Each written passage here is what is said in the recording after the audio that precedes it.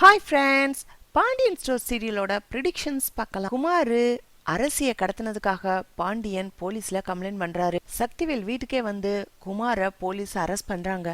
Police வந்த உடனேயே குமார் அங்கேயும் இங்கேயும் ஓடி நான் எந்த தப்பும் பண்ணலன்னு கத்தி அழுகுறான். இத பாக்குற முத்துவேலும் சக்திவேலும் பாவம் இந்த பாண்டியன் வேணும்னே என் பையன் மேல கம்ப்ளைண்ட் பண்ணிட்டான்.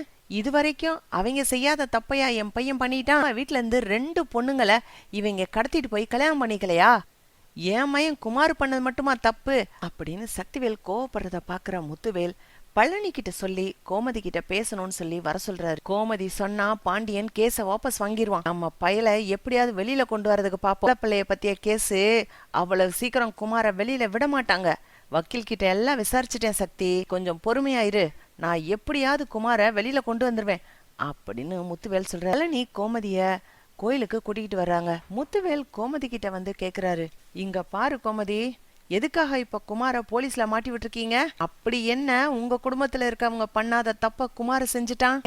பாண்டியனா இருக்கட்டும் உன்னை காதலிச்சு கூட்டிக்கிட்டு போய் கல்யாணம் பண்ணல, பையன் கதிரு என் பொண்ணு ராஜிய கூட்டிட்டு போய் கல்யாணம் பண்ணல, நாங்க ராஜிக்காக கல்யாணம் வச்சிருந்தோம்ல, கல்யாணம் நின்னு போய் ஊர்ச்சனம் எவ்வளவு கேவலமா பேசிச்சு, அசிங்கப்பட்டு தானே நின்னோம். இப்ப என்ன நாங்க உங்க மேல போலீஸ் கம்ப்ளைண்ட் கொடுத்தோமா அப்படின்னு முத்துவேல் சொல்லி, குமார் மேல உன் புருஷன் கொடுத்த கேஸ வாபஸ் வாங்க சொல்லு அப்படின்னு முத்துவேல் சொன்ன உடனேயே கோமதி கேக்குறாங்க, என்னன்னே என்னைக்கும் பேசாத ஆளு இன்னைக்கு வந்து பேசுறியேன்னு நினைச்சு நான் வந்தேன். அப்பவே மனசுக்கு சுருக்குன்னு பட்டுச்சு. என் புருஷன் என்ன காதலிச்சு கல்யாணம் பண்ணாரு. உன் பொண்ணு ராஜி அது கல்யாணத்தை கேக்குறீல? என் பையனும் ராஜியும் ஒன்னு காதலிச்சு கல்யாணம் பண்ணல. உனக்கு அதோட ரகசியம் என்னன்னு தெரியாதுல்ல? ராஜி ஒரு பையனை காதலிச்சு வீட்டுல இருந்து ஓடி போனான். அந்த பையன் அவகிட்ட இந்த நகை பணத்தை எல்லாம் புடுங்கிக்கிட்டு அவளை அம்போன்னு திருச்செந்தூர்ல விட்டுட்டு ஓடி போயிட்டான். அண்ணன் பொண்ணு அசிங்கப்பட்டு நிக்க கூடாது, அண்ணனோட மான மரியாதை போயிடக்கூடாதுன்னு நினைச்சு நான் தான் என் பையனுக்கு உன் பொண்ணை கட்டி வச்சேன். என் பையன் காலில் விழுந்து கெஞ்சி கல்யாணம் பண்ணேன். மட்டும் நான் இதை செய்யாம இருந்திருந்தா உன் குடும்பமான அன்னைக்கே போயிருக்கும். என் பையனும் நான் சொன்னதுக்காக செஞ்சான். நீங்க எப்படி எப்படி அடிச்சீங்க கூட வாயை திறந்து சொன்னா? கெட்ட குமாருக்கு சப்போர்ட் பண்ணிக்கிட்டு நீ இப்ப வந்து பேச வர்றியா? நீ என் புருஷன்ட்ட கூட சொல்லாம இந்த ரகசியத்தை கட்டி காப்பாத்தி வச்சிருந்தேன். உன்கிட்ட சொல்ற மாதிரி ஆயிடுச்சு. நீங்க எத்தனையோ தடவை என் குடும்பத்தை கேவலம் பேசிருக்கீங்க, என் புருஷனுக்கு கெடுதல் பண்ணிருக்கீங்க, என் பிள்ளைகளை போட்டு அடிச்சிருக்கீங்க. இப்பெல்லாம் நான் அமைதியா தான் இருந்திருக்கேன். ஆனா ராஜிக்கு கல்யாணம் நடக்கும்போது எங்க அண்ணனோட மானம் போயிடக்கூடாதுன்னு நினைச்சேன். என் பொண்ணு அரசி ஒரு பொண்ணு தானே, உங்களுக்கு அத பத்தி ஏதாவது அக்கறை இருந்துச்சு? அத கேடுகெட்ட குமாரு பொம்பளை பிள்ளைய கடத்திட்டு போய் அடிச்சு துன்பப்படுத்தி ஊர் ஜனத்துக்கு முன்னாடி ஒரு நாள் ராத்திரி என் கூட இருந்தான்னு தைரியமா சொல்லி அசிங்கப்படுத்தணும்னு நினைச்சிருக்கான். புருஷன் தூக்கல தொங்கணும், நெஞ்சு வலி வந்து சாகணும்னு என் பொண்ணுகிட்ட கேவலமா பேசிருக்கேன். இல்ல, என் பொண்ணு அரசிய தப்பு தப்பா போட்டோ எடுத்து ஊர் முழுக்க போஸ்டர் அடிச்சு ஒட்டுவேன்னு சொல்லிதான் பயமுறுத்தி வர வச்சிருக்க. உள்ள மனசு எவ்வளவு கஷ்டப்பட்டிருக்கும். இத பத்தி நீ கொஞ்சமாவது யோசிச்சியா? அவனெல்லாம் நல்லவன் நினைச்சு அவனுக்கு சப்போர்ட் பண்ணிட்டு என்கிட்ட வந்து பேச வந்துட்ட. வேற வேலை இருந்தா பாருனே அப்படின்னு கோமதி சொல்லிட்டு போறாங்க. முத்துவேல் கேக்குறாரு, என்ன இவ்வளவு நடந்துச்சா? எனக்கு இதெல்லாம் ஒண்ணுமே தெரியாதே. எனக்கு என்னன்னே தெரியும். உன் குடும்பம் நல்லா இருக்கணும்ன்றதுக்காக நான் எவ்வளவோ பாடுபட்டிருக்கேன். நான் என்ன பெருசா தப்பு பண்ணிட்டேன்? எனக்கு பிடிச்சவரை கல்யாணம் பண்ணிக்கிட்டேன். உன் பொண்ணுக்கு நான் கட்டாயப்படுத்திலாம் கல்யாணம் பண்ணி வைக்கல. உன் பொண்ணோட வாழ்க்கை நல்லா இருக்கணும், உன் குடும்ப மானம் போகக்கூடாதுன்னு நினைச்சுதான் கல்யாணம் பண்ணி வச்சேன். இந்த உண்மைய கூட நான் இப்ப சொல்லணும்னு நினைக்கல. நீ அந்த குமார நல்லவன் நினைக்கிற பாரு, அதை மாத்திக்கோ, அதுக்காக தான் நான் இப்ப சொன்னேன் அப்படின்னு கோமதி கோவத்தோட விருட்டுன்னு வந்துடுறாங்க. வேல் கொஞ்ச நேரம் அப்படியே அமைதியா நிக்கிறாரு. இப்பதான் அவருக்கு உண்மையெல்லாம் புரியுது. குமாரி இவ்வளவு கேடுகட்டத்தனமான வேலை செஞ்சிருக்கானா? இவனை யாரு மன்னிப்பா அப்படின்னு நினைச்சு முத்துவேல் நேரா பாண்டியன் வீட்டுக்கே போறாரு. முத்துவேல் உடனே, அண்ணே எங்க போற? எதுக்கு அவன் வீட்டுக்கு போற? சும்மாரு சக்தி அப்படின்னு சொல்லிட்டு முத்துவேல் நேரா பாண்டியன் வீட்டுக்குள்ளேயே போறாரு. பாண்டியன் பார்த்துட்டு அதிர்ந்து போய் அப்படியே நிக்கிறாங்க. முத்துவேல் நேரா பாண்டியன் கைய பிடிச்சு, மாப்பிள என்ன மன்னிச்சிடுங்க, என் தம்பி பையன் குமார் பண்ணது ரொம்ப கேடுகட்ட வேலை. இப்பதான் நான் புரிஞ்சுக்கிட்டேன். பாவம் அரசிய ரொம்ப கஷ்டப்படுத்தி இருக்கான். எனக்கு உங்க மேல ஒரு கோவம் இருந்துச்சு.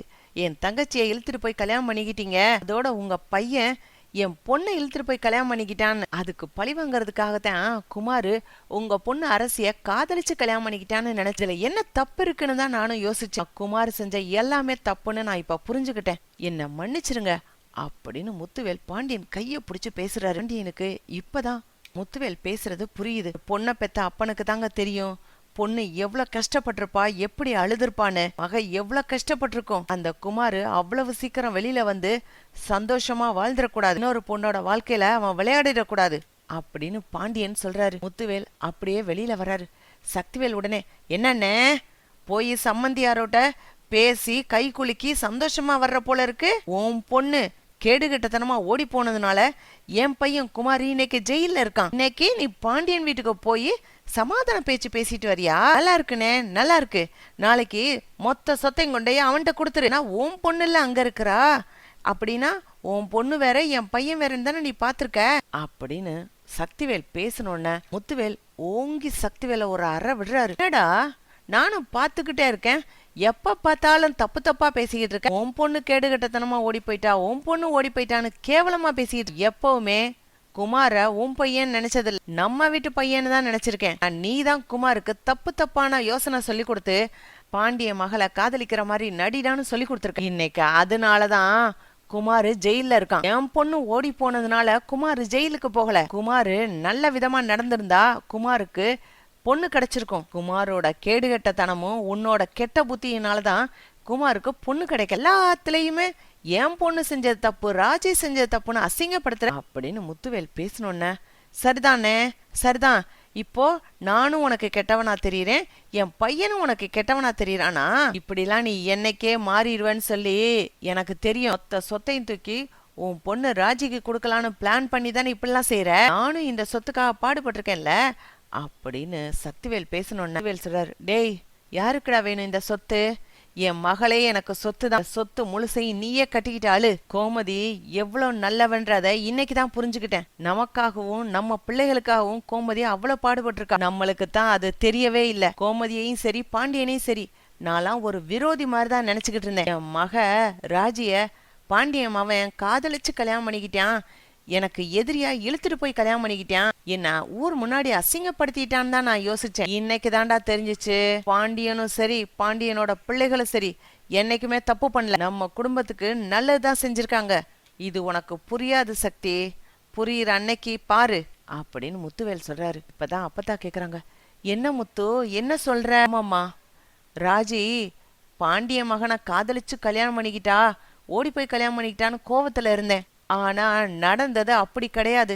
இப்பதான் கோமதி எல்லா விஷயத்தையும் சொல்லுச்சு அப்படின்னு சொன்ன உடனே பார்த்தா வேகமா ஓடி வந்து கதிரையும் ராஜியையும் கட்டி பிடிச்சுக்கிறாங்க. கதிரு, நீ பண்ணினது பெரிய தியாகம் ஐயா. அம்மா சொன்னாங்கன்னு ஒரே காரணத்துக்காக எங்க வீட்டு பிள்ளைக்கு இவ்வளோ நல்ல வாழ்வு கொடுத்துருக்குற, அவளோட மானத்தை காப்பாத்தி இருக்கிற. உங்க அப்பா உன்னை ரொம்ப நல்லா வளர்த்திருக்காருயா. என் பசங்க தான் குமார ஒழுங்கா வளர்க்காம தப்பு பண்ணிட்டாங்க அப்படின்னு சொல்லி அப்பத்தா பாண்டியனை பாராட்டுறாங்க. குமாரு போலீஸ அடி அடின்னு அடிச்சு நிமித்துறாங்க. குமாருக்கு அரசிய அடிச்சது, கஷ்டப்படுத்தினது, அரசிய அழுது கெஞ்சினது எல்லாமே கண்ணு முன்னாடி வந்துட்டு போகுது. இப்படிதான் போலாம் ஃப்ரெண்ட்ஸ். பக்கம் லைக் பண்ணுங்க, ஷேர் பண்ணுங்க, கமெண்ட் பண்ணுங்க. Thank you friends.